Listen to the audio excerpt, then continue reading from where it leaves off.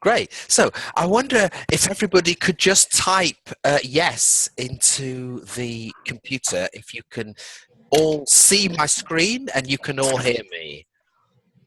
Great, thanks.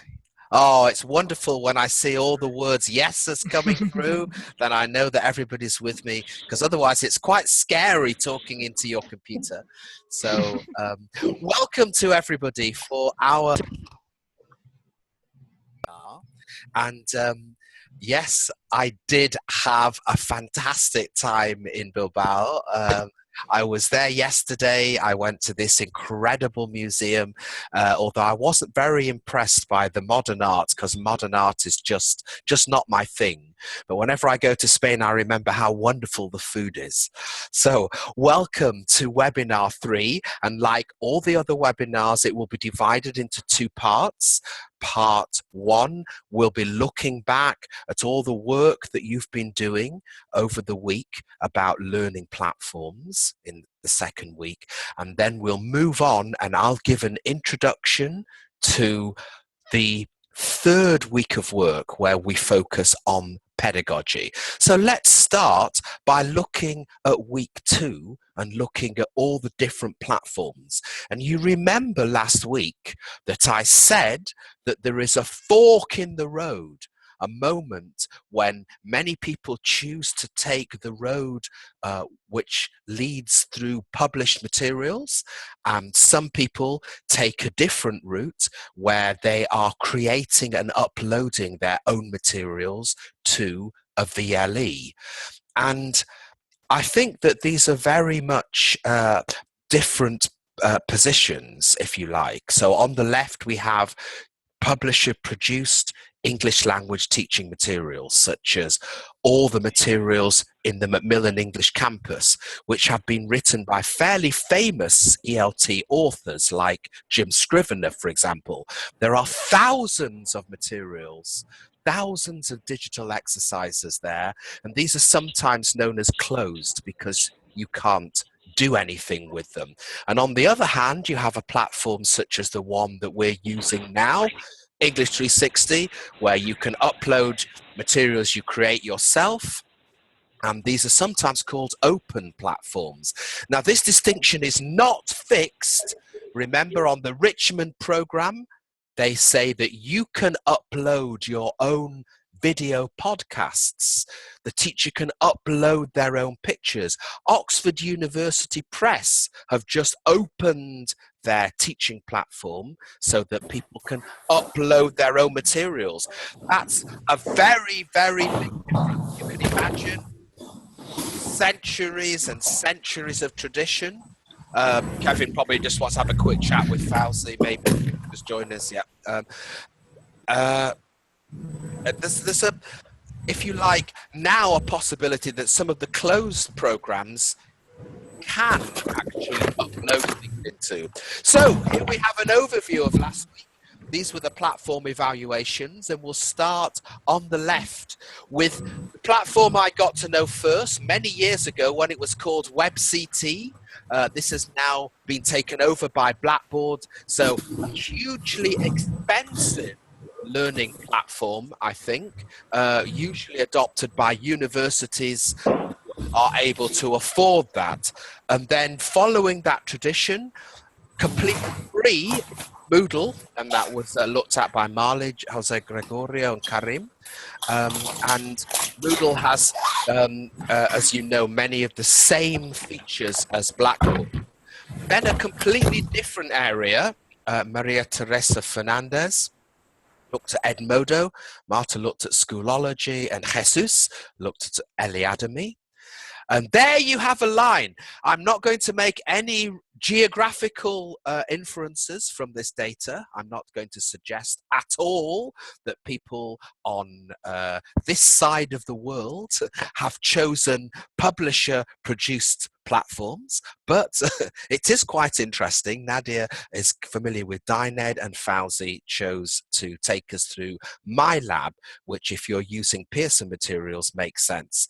Burgos, because I know he's a yoga teacher, he's on a completely different planet to all the rest of us, and he did something very, very important, which is remember that blended learning is not just using a learning platform, but it could be a space, a digital space, and Burgos helped us through Google Docs. So what I'm just going to do for 10 minutes is just to show you each of the platforms and summarize in one slide what was said. But really, I'd like the authors, if you want to add anything at all, to please just indicate to Kevin, or just turn on your mic, or use the chat if you like, just to say something if you like about the platform you looked at. And then at the same time, if anybody has a specific question about a particular platform, this is a good time to ask. So let's start with Blackboard, and you can see there Rosa and Tere both use this in Mexico. That there are many, many, many features. These are huge platforms. Quiz making, there's a wiki and a blog already embedded in the platform. You can run virtual sessions, which I didn't know. I had no idea that you could do this using Blackboard. There's a safe assign feature. And of course, when you work with a platform like this, the teacher doesn't have to do everything. There is a huge team, I think, an administrative team looking at the technology. If it crashes, what happens? Then clearly everything is backed up and so on.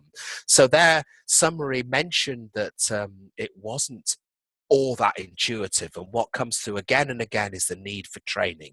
So let me pause just in case Rosa or Tere want to say anything else about their experience over the years with Blackboard. Could I remind you, a VLE is empty until you put something there. So over the years in that Mexican university, you can see that there must be masses and masses and masses of material and courses created on that platform. So any questions, any comments? Let me pause for a second.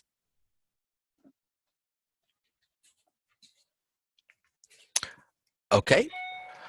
Okay, no, I just wanted to add that, no, not to add, just to comment that I don't even know if it's a state of the art in platforms. I know there are features I have never used. And as the semesters pass by, I try to learn new features, but it is huge. I mean, there is no way one can really take full advantage of the whole platform. I would settle for something simpler. I will be satisfied with something simpler.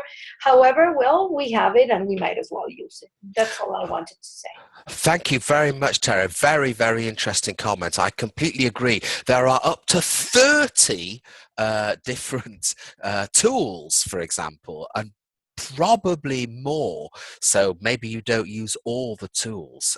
So very, very interesting. And I think that Moodle, if you like, is sort of son of WebCT or son of Blackboard, completely developed independently. Again, the same thing, lots of things, forums, email chat, a huge repository for things.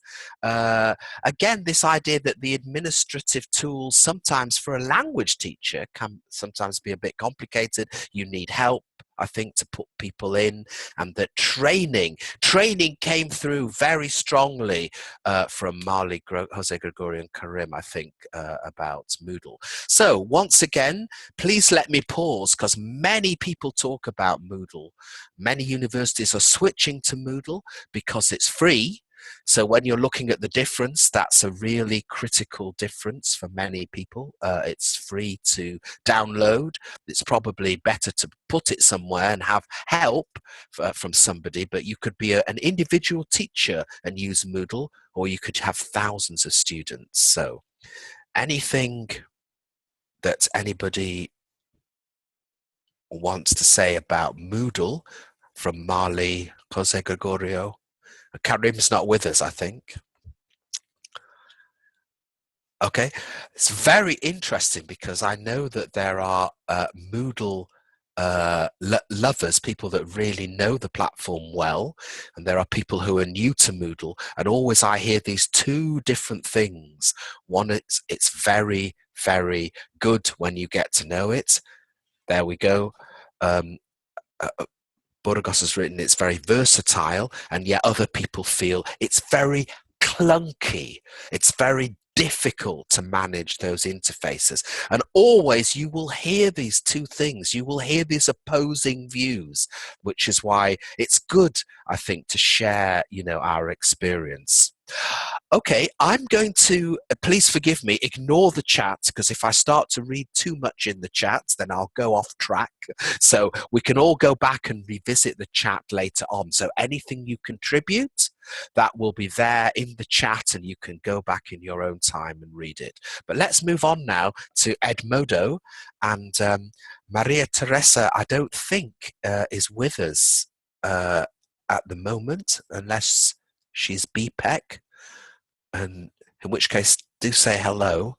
But Edmodo is very, very well known for being modelled on Facebook. Same colour.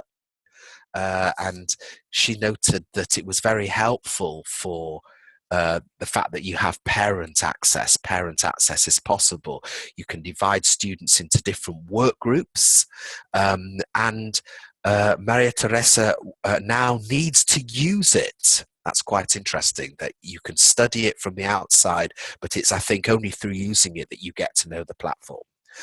So that was a brief look at Edmodo. I hope that you have had chance to read all the contributions on the forum. So Schoolology, Marta mentioned it was free. This was the one I don't know very well at all. You can send messages to everybody instantly, which is very, very nice. And you can use the course as a virtual classroom. So that's a consideration, isn't it? Do you want to use the platform to teach? If you want to teach, I would choose a platform such as Cisco WebEx, for instance. That's created for the business world in order to run teaching sessions. So I don't know what the virtual classroom is like on a virtual learning environment. But again, it's a resource centre, and Burgos is coming in very strongly as being a big fan of Schoolology. And I think after this course, my action plan includes going and having a look and perhaps trialing that with some of my students. Okay, so Jesus, congratulations. You were the first person to post your forum entry, and you told us a little bit about Eliademy, that you can clone a course. Isn't that critical? The fact that you can just hit clone. So we've created all this course for you guys that we're running in April, and then we just click clone, and we have our next course ready to customize for the next group of students. That's very, very important. Free version of most of the tools. Jesus, you're a very shy guy, so I don't imagine you want to say anything at this point. But if you do, this is your moment to say something about Eliademy. What I consider the most important feature is what you said, reusing a class. It just took me like 10 minutes to to do it for my new semester, and all the material is there. I just needed to add some extra things. And another thing is that for us, it is quite important to use free tools or free platforms, because, well, we don't have access to foreign currency to pay for that stuff. It's cool that we have most of the features. The only one I miss is the messages, because you don't get to send messages to the participants on the free version. I mean, right. For that I use the email. Yeah, that's great. And I've never seen that. If your internet connection's not very strong, some buttons will disappear. So that's an interesting caution. Thank you very much, Jesus. Let's move on now to MyLab. Welcome, Fouzi. I can see you there on my screen with your very, very big headphones. So Fouzi said the grey book, very, very useful. And I think that's where you have the logical jump. If you're already using Pearson material, if you're using Market Leader, you've made your choices, and now you just move across. You have the platform, but you do have to pay for it. So Fouzi, if you want to say anything else about MyLab.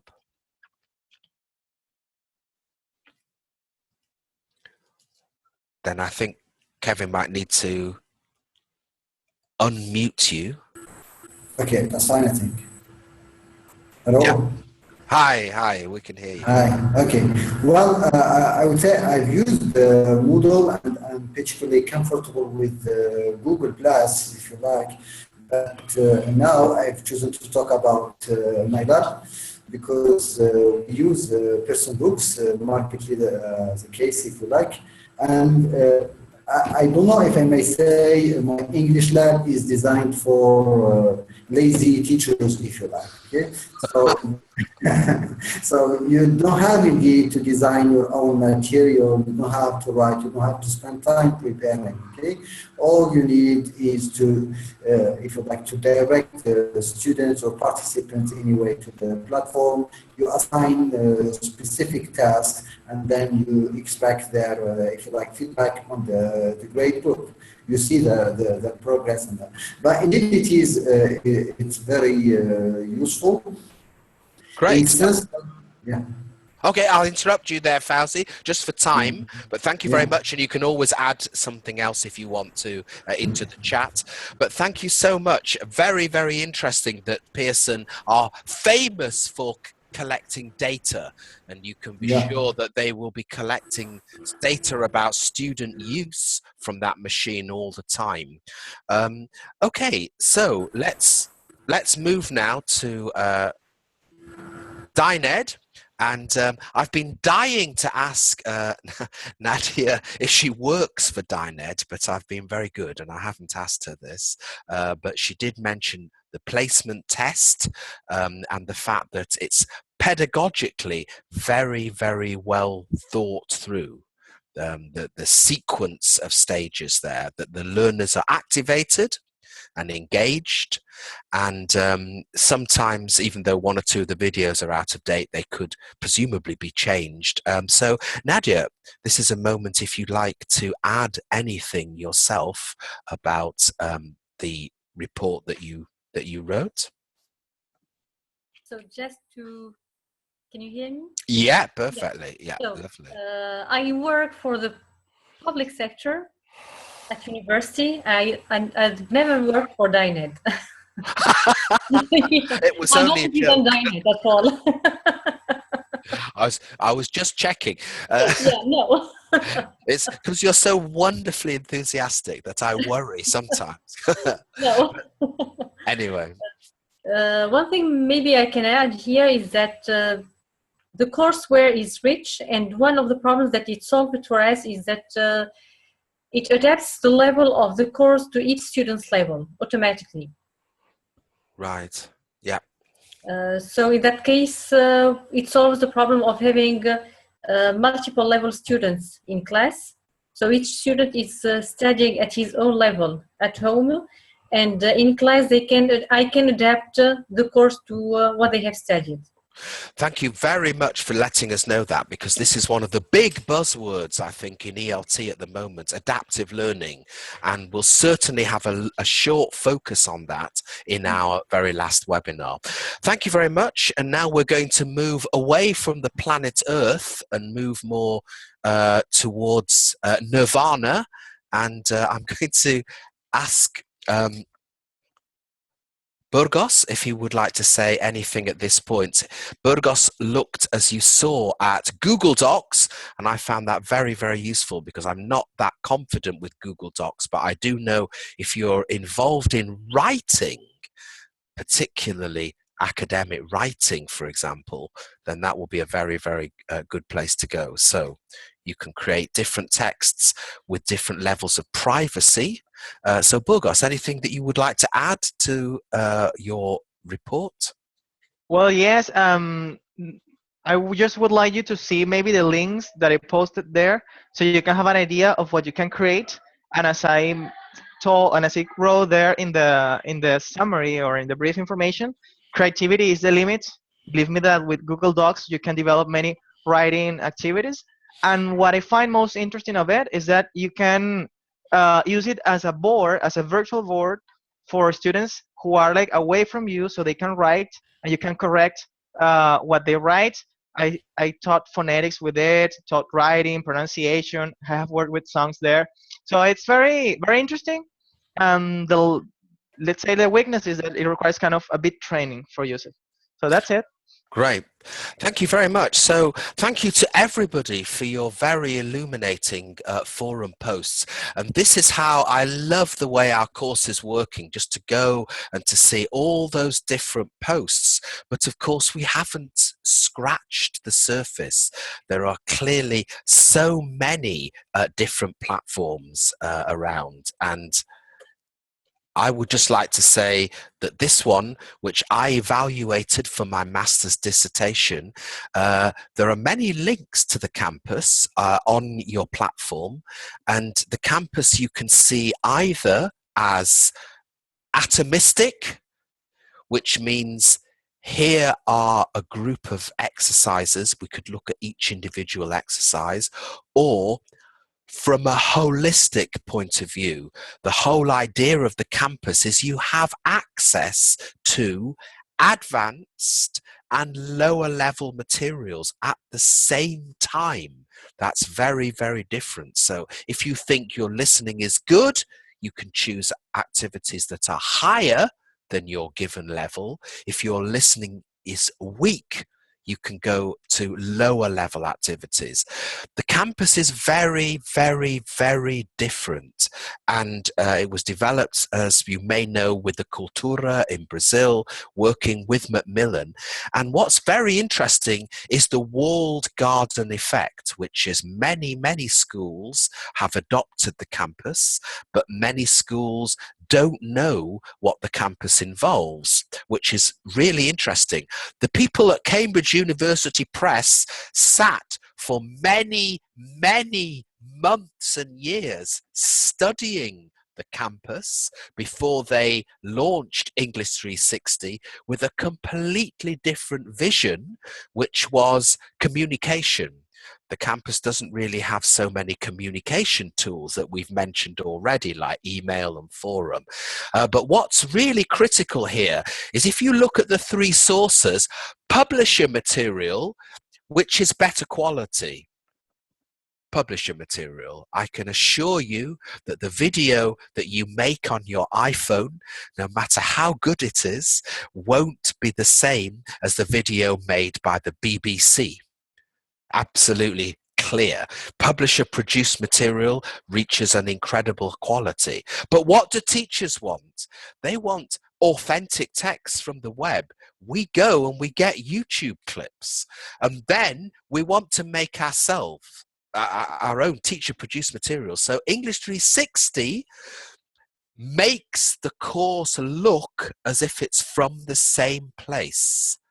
That's very, very, very important.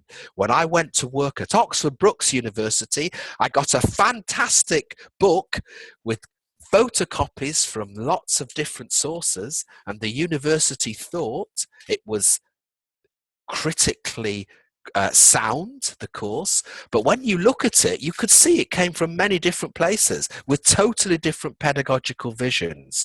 So the platform you're using is very different, and one of the most positive things from students is the individual feedback. If you read the feedback, the first words say, "Great, Gabrielle, you have identified the level." Totally different from publisher produced material, because this is the teacher speaking to you. So what have we learned about platforms? Wow, that there's a very great range. I think that many of the features are in common, but somehow they're slightly different always. We tend to like what we're familiar with. I don't like the new Skype app, which I'm supposed to use it here, and I don't like it. I prefer the old one. I'm supposed to be innovative and cutting edge, but give me the old Skype, please, that I can work on my computer. We do tend to stay sometimes because we're all very busy, with what we like. But certainly some are better at achieving their aims than others. And that's really, really important when it comes to choosing your platform.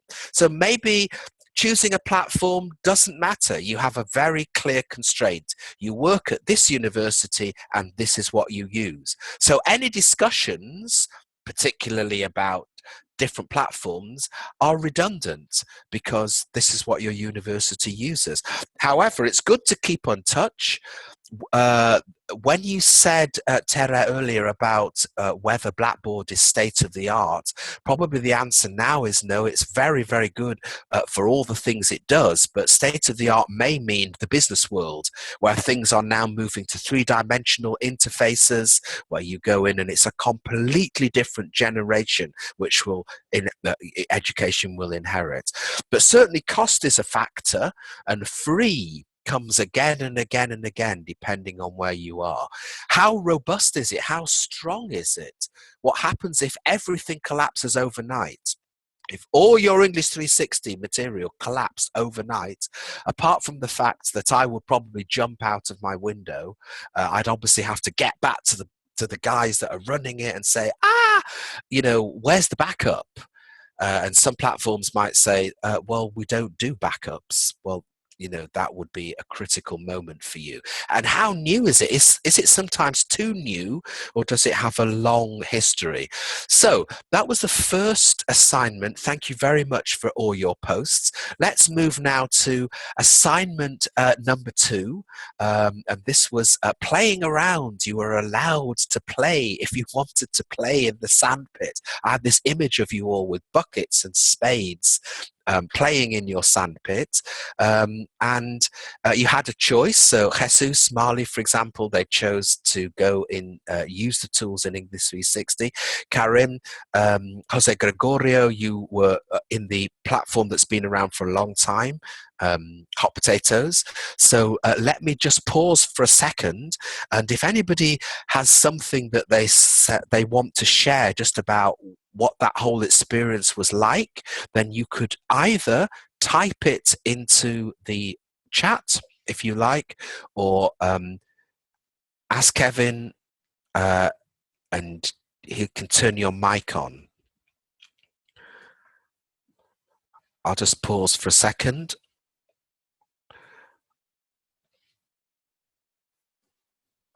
Okay, just in case you come back to me, that's okay. You can do that anytime. But let me just sum up the different things that you did. So well done. Jesus gets the golden medal again for being the first person to post something. I didn't manage to see your YouTube clip, but please notice copyright is a critical issue. In English 360, that YouTube clip that Jesus posted opens in a second window, because otherwise you are using materials that you don't have any copyright ownership in your course. And if your course makes money, then it could be you may be breaking the law. So one way around that is to say, play in a new window, play side by side. So the YouTube clip is being imported, but it's not embedded. That's a critical issue. And could I just say I loved this. I absolutely thought it was fantastic. Thanks, Tere.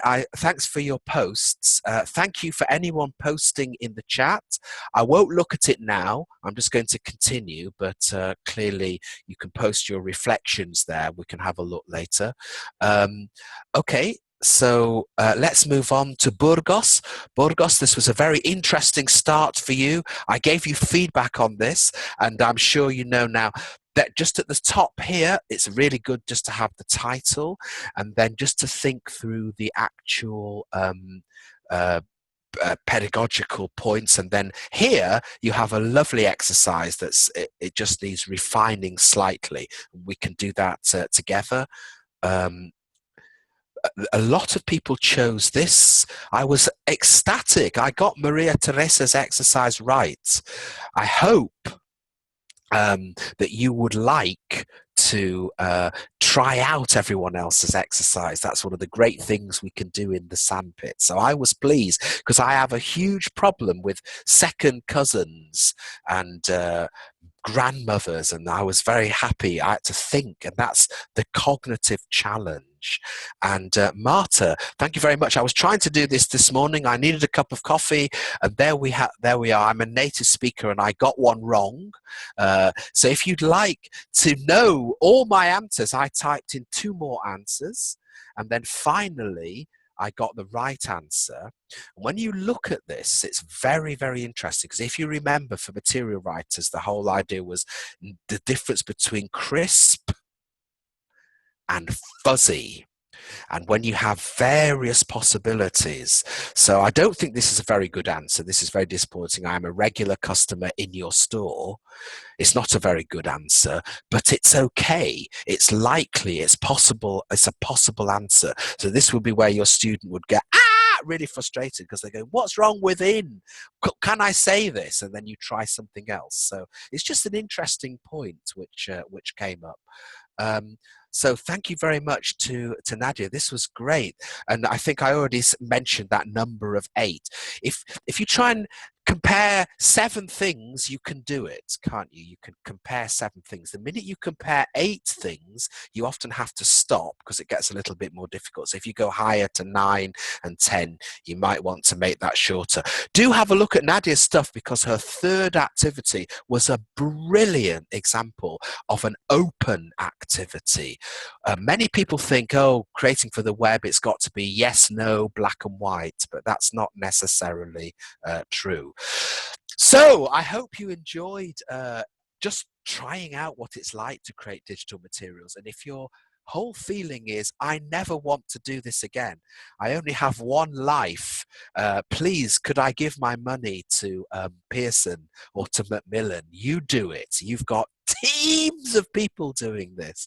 But it's great that, Marley, you've just written that you loved working on the English 360 platform. These are relatively state-of-the-art tools. So you've got a great tool set there.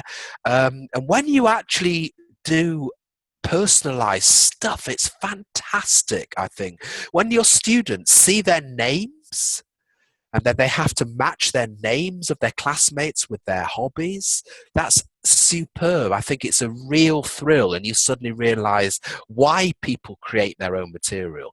So remember, there's a huge difference between writing for yourself and for other people. When you write for yourself, it works, but you don't know why. You've changed your classroom instruction invisibly to make it work. When you give your material to somebody else, they will say to you, sorry, I don't understand this. It didn't work with my group. Why not? You have to make everything transparent. You might have to work to a house style. So just tips. Sorry to be analog on this amazing course, but, you know, just do it on paper first. I think it's the idea that's important. You can map it out. And simple is good. Look at this exercise here. Can you imagine an exercise? You have to distinguish between the verb to be and the verb to be. So if it goes here, it's with the verb to be. If it goes here, it's with the verb to be. I guess for a Spanish person, that would be easy. For me, it's very difficult because, of course, I think in Spanish there are 2 verbs to be. So this is a very simple exercise, but cognitively, it's very challenging. So you have to know how to code feedback in. So I hope you enjoyed it. It's not that we want you to write materials, but the aim of the course is to make an informed decision if you're going to choose this material, if you want to do it yourself, or maybe have a mixture. So thank you very much, guys. That brings us to the middle of our webinar. We've been looking at all your work, and there's a lot of work that went into last week. You had more homework than any other week last week, so you can relax a bit next week. And I'm going to move on to part 2. And in part 2, we're going to look at the pedagogy. We're going to look at those 2 sides of the tracks, the dual track approach, what's happening in the classroom, what's happening online. And we'll do that with grammar, vocabulary, the 4 language skills, and phonology. And I just want to say that next week is devoted to the pedagogy, because we can talk about platforms forever.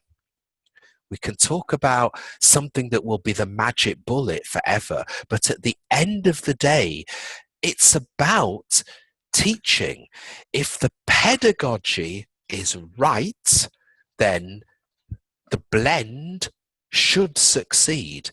If the pedagogy is not right for some reason, then there could be problems. So here's a very familiar picture for everybody, an interactive exercise, and interactive practice materials are highly controversial. I can't stress that enough. Let's go to the left of the screen and look at the positives. Okay, if you're an analytical learner, this is a fantastic way of learning. You can analyze the language and you can do it anytime, 24/7. You can go and you can do an exercise, get instant feedback. It's much, much, much better than the days of the workbook where you had to go to the back of the workbook to get feedback. You can track people, how many times they've attempted an exercise. There are many, many positive things. However, let's pull back. I'm sure that most people on this course are quite kind of relatively positive about tech, about technology. Otherwise, I don't think we'd all be here sharing this space. But imagine you're a language teacher. You might say, sorry, there are so many grammar exercises that you take language and you actually skew a language and you make grammar too important, because there's also vocabulary and communication skills. So we're overemphasizing one area. Many exercises are based on a behaviorist stimulus response pedagogy. Our classrooms are communicative, and what's happening? We're reinforcing the old Skinner, Pavlov, yes, no. That's what we're doing. And you talk about tracking tools, but really you're, if you like, giving the benefit to quantitative information. If it 1, 2, 3, 4, or 5, it's easy to access. But if you say, how do you feel about? That's qualitative, and you can't really assess that in what you're doing in the learning materials. So, just before we start the second part, let's have a quick poll. Would everybody please choose what they're going to type into the chat box? If you generally feel pretty positive about interactive grammar exercises as a whole, there is no right or wrong here whatsoever. If you feel positive, type a plus. If you are relatively neutral, just type a 0. And thank you very, very much to everybody for typing away. If you feel negative, you might want to type a negative. And if you feel very, very negative, maybe you've already left the webinar and you're having a gin and tonic in the next room. I don't know. Then just... Great. Thanks, everybody. Okay. So at the moment, I can see 1, 2, 3, 4 positives already, and a double positive there from Tere. I think if you look at them in a balanced way, if you know what they're doing, a lot of people feel really that they have a role to play in language teaching. What if we change this question? What's your students' view about interactive grammar exercises? Would the answer change in any way? Perhaps if you're analytical. If you changed again to somebody else, what would they feel? For instance, what would the publisher feel? It's a very difficult question, because I found out in IATEFL the vast majority of publisher income is still, in this age, from the printed textbook. So publishers need to make money, so they might have a view. What about the designer? Many designers of interactive practice materials have never, ever taught a language lesson. They're not teachers. They have a completely different background. So as you can see, there are different perspectives about each of these issues. So let's take a look now at how language has changed in this digital age. So I'm going to give you a very short 10-minute presentation looking at those different areas in a blended context. So if we start with grammar, I think the biggest impact on grammar, of course, is that now students have the choice of doing thousands of interactive exercises. Hopefully, some of those might help them. If you imagine that you're a teacher, you will remember last week working through the acronym from Scrivener of ARC, authentic interactions in classroom, restricted interactions, and then clarification of language points. So, taking your whole course, you could perhaps imagine the classroom as an area where you often clarify things. Excuse me, what's the difference between I did it and I've done it? Well, please don't ask a computer, because the minute you ask the computer, unless it's got the most unbelievable artificial intelligence, it won't understand a single thing that you've said. I mean, that's not really the computer's role. Dealing with fuzzy areas is where we come in as a teacher, and we're often doing exercises in class, and then in the online area, that would be where restricted practice of some kind takes place. Restricted practice, of course, also takes place in the classroom. But those exercises are helping people with the crisp areas. And now I think there are many more digital tools like the practical English usage, which can help. So let's continue and do exactly this. If we took a principled pedagogical approach to language teaching, how might it break down? What are the things that you'd find yourself working with in the classroom? And what are the things that you'd find yourself allowing your learners to discover in an online area? So if we move to vocabulary, clearly, technology has given us a lot more information about word frequency. Do any of your students have a paperback-based dictionary anymore? Some people say that now people just do that. That's where their dictionary is, here or perhaps in their tablet. And certainly ways of reviewing vocabulary can be done very nicely with the technology.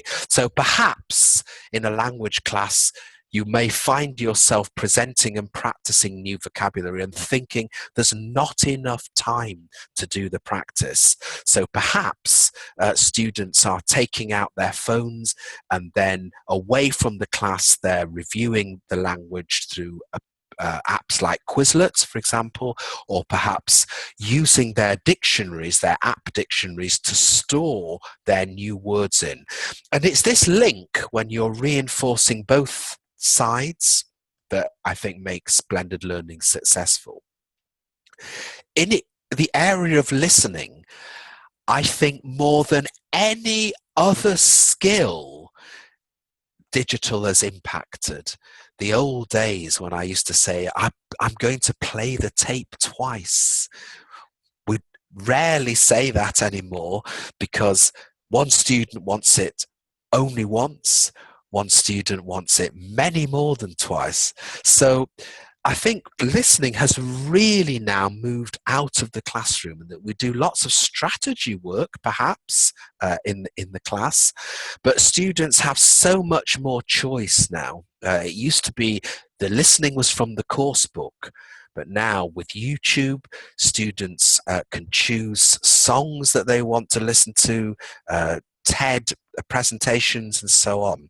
So in the area of listening, I think that we still do a lot of work within the class, but I think in online and self-study now, this is a great place where you can be delivering these tools. There was a great session in IATEFL, by the way, about presentations. Do you need to be in the room? And many people said still yes. When a speaker is in the same room as you, they have what's known as authority. You go to the USA to be in the same room as Bill Gates, to see him deliver live his talk. But going to New York is quite an expensive option. Sitting and watching Bill Gates through the iPad screen using the pause using the interactive transcript, that can be very, very important. And all the publisher-produced materials out there are very, very helpful for people studying on their own. When it comes to reading, I think most people would agree extensive reading is neglected in the classroom. Nowadays, students have or can have access to things like ebook readers and graded readers, which could really encourage learning new vocabulary items. And so that's a very clear example where in the class, the teacher's working on specific skills for reading, skimming, scanning, and so on. But away from the class, there is a very, very good possibility that students can do work on extensive reading or work from graded readers, which are linked to exciting activities on the learning platform. Moving on to speaking, and this is quite an interesting area. How are you going to improve your speaking skills? Will you be doing that in class, in which case you might use different kinds of presentation tools? Nowadays, I notice people are using Siri, the voice recognition part of the iPhone, or Cortana if you're using, I think, Microsoft products. And then there are so many tools that students can use for recording themselves. So I would say that probably the face-to-face classroom is where you have your discussions. I think if you look at the discussion that we're having now, it's going to be really quite different to anything that you'd have in a classroom. Perhaps here online there is more turn-taking, perhaps. Then following up the class lesson, the platform could be a place where you post feedback.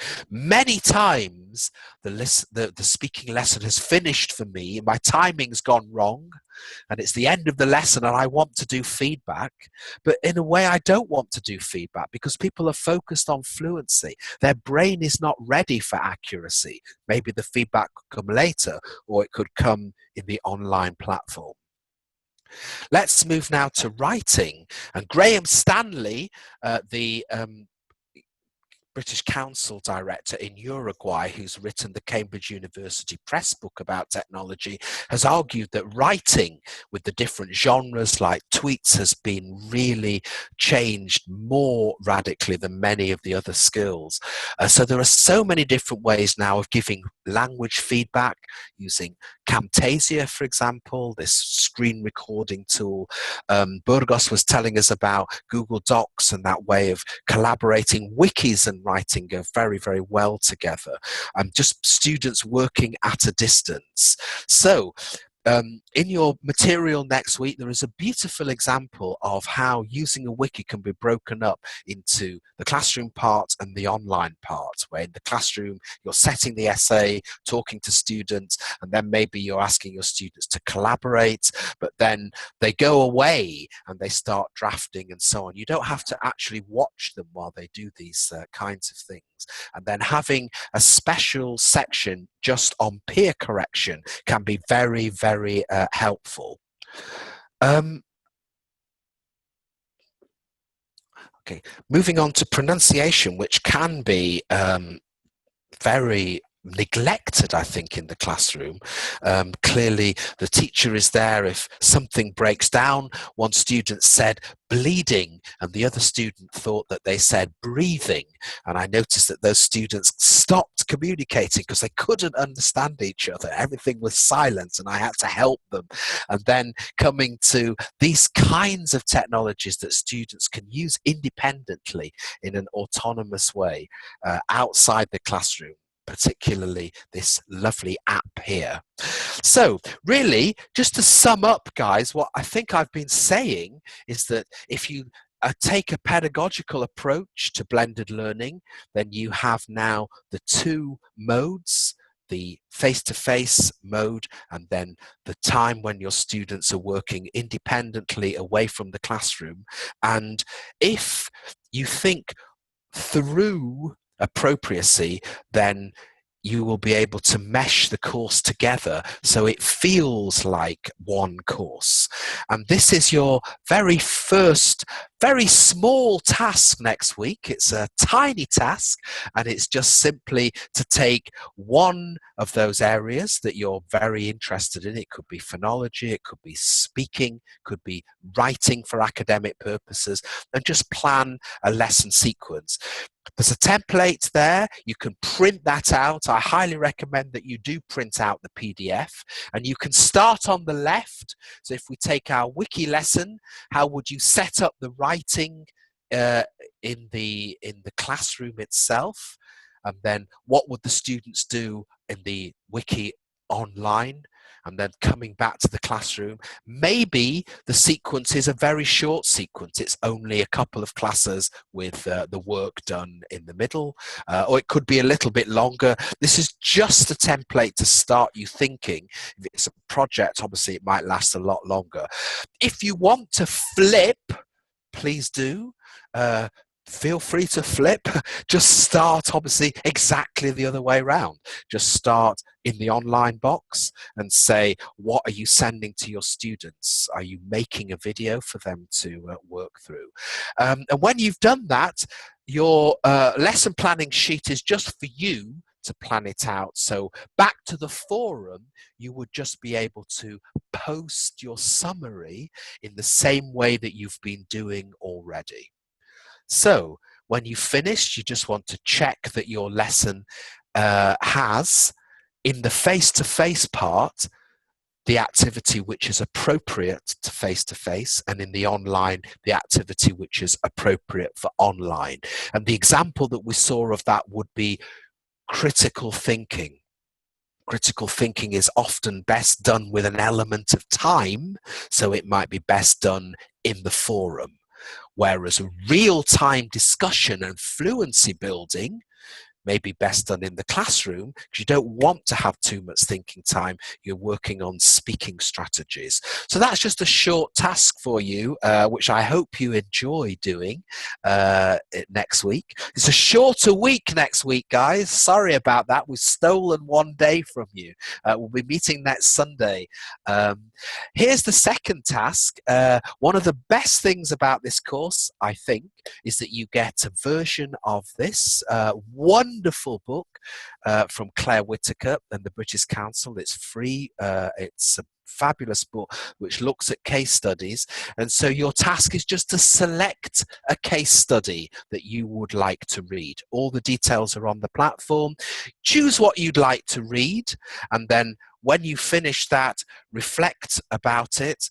Probably the case study will have a situation, a reason for blending, a choice of platform, perhaps. So choose. You have a few days to choose the case study you'd like to read. So in part one, there are 4 case studies which are particular to English for academic purposes. So just choose something you'd be interested in. For example, the third one is a blended English as a foreign language academic writing course. But look at the next one. That's quite interesting. Incorporating blended learning in an undergraduate English course in Colombia. Okay, so you've got an element of localization there. That might be something that you just think, okay, that might be really interesting for me. Part 2 is about teacher training. So I'm not asking you to read anything from that section, because our course is looking at language teaching and not at teacher training.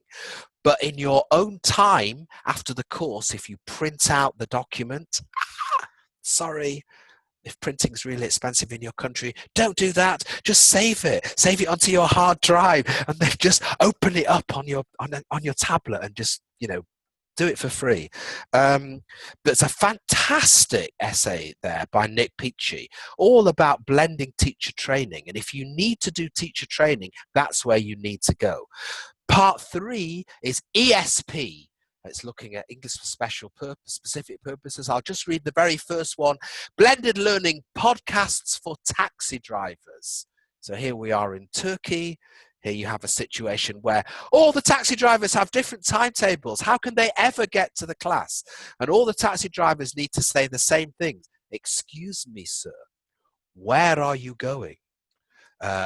So it's a great course, and Nergis now works for English 360. So this was a very interesting article. And part 4, many of you may choose to go to part 4, where you have English as a foreign language, English, general English. So if you have a look at number 20, lessons in blending learning, implementing an online learning platform in the adult education sector.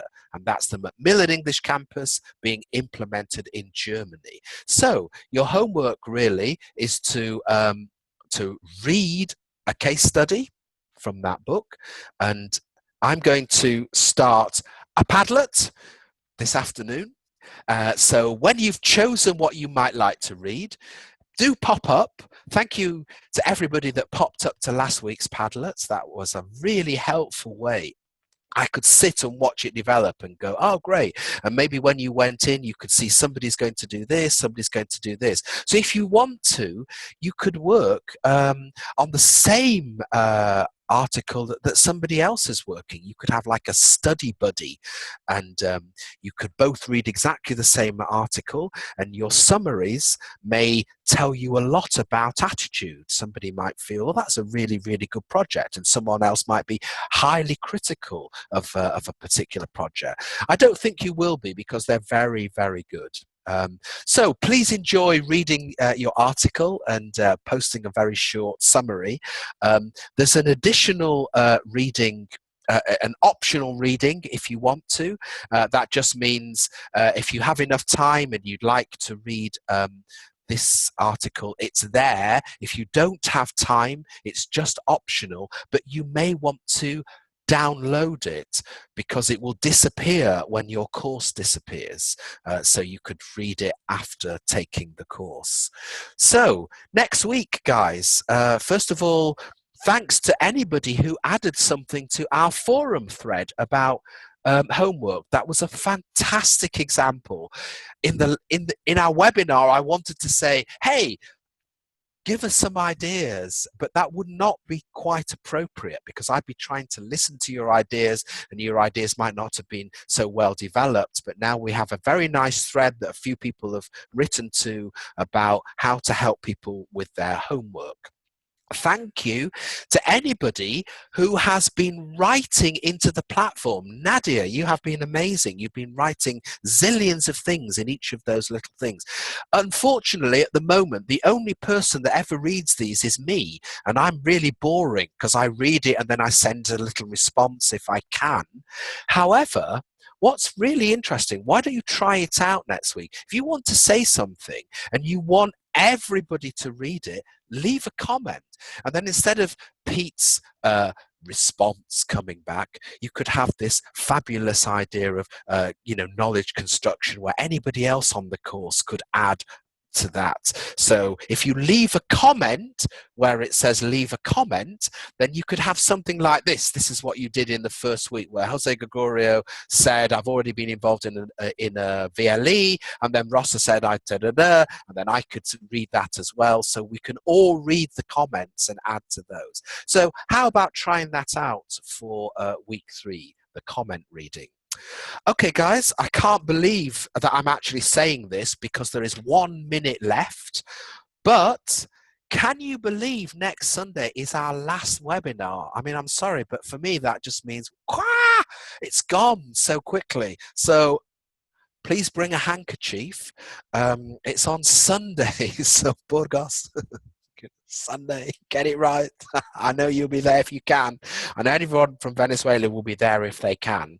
And then after the last webinar, I'll be just setting you up for the whole of your last week's work, your final assignment. So we have a lot to do in the last webinar. We're going to look at mobile adaptive learning, as well. So quite a lot of things to do. So could I just say a huge thanks to everybody for coming. I know sometimes it might be difficult. Maybe Mexico, you're about to work, or actually in Mexico, you've probably already done your first class at 7 o'clock for 2 hours. So you're relaxing after that. So I'll say goodbye to everybody. Don't forget, if you didn't catch everything, you can watch it again. Thank you to everybody. You can read through the chat, and if you missed something, you can go back and have a look. I hope you can.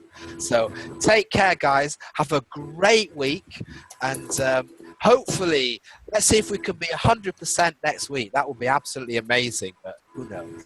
Okay, take care. Bye, everybody. Bye. Bye. Thank you very much.